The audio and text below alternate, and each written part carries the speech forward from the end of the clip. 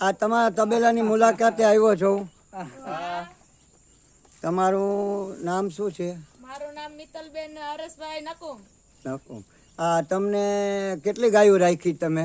અમે 15 ગાયો રાખ્યો. હા, વાછડીયું ગાયો ને બધું થઈને 20 છે. હા, 20 છે. તો તમને આ બધું એકલા જ કરો છો કે કોઈ આવે છે? ના ના, અમે 2 મણા હો. હા, 2 જણા તમે કરો છો, બરાબર છે.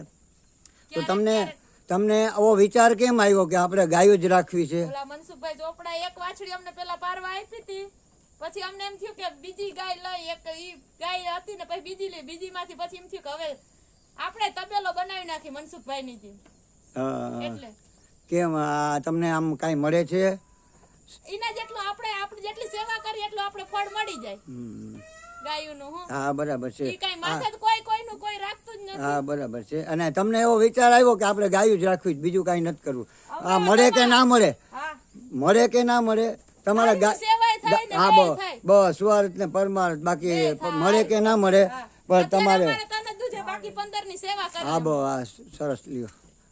હા હા, તમારે અહીં કેટલી જમીન છે?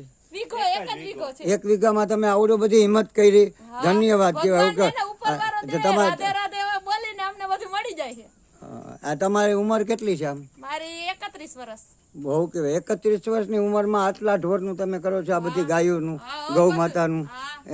તો તમારે હું કહું ધન્યવાદ. રેકર્ડ બ્રેક કહેવાય મારા અનુમાન પ્રમાણે, કે આવડી ઉંમરમાં નાની અને આટલા ઢોરનું કરવું એ બહુ અઘરી વાત છે.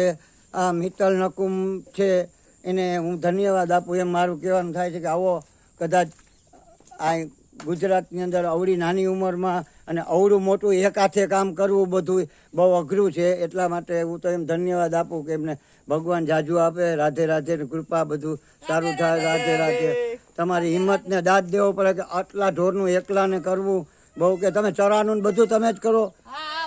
આ છાણ વાસિંદા, ચરો પૂરો આ બધું તમારે જ કરવાનું? આ ગાયોનું પાણી? હા હા, એ તો થોડીક વાર આવે ને. આ દિવસના તમે આખો જ એકલા જ કરો?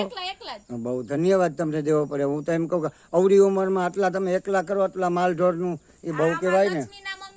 હા હા હા.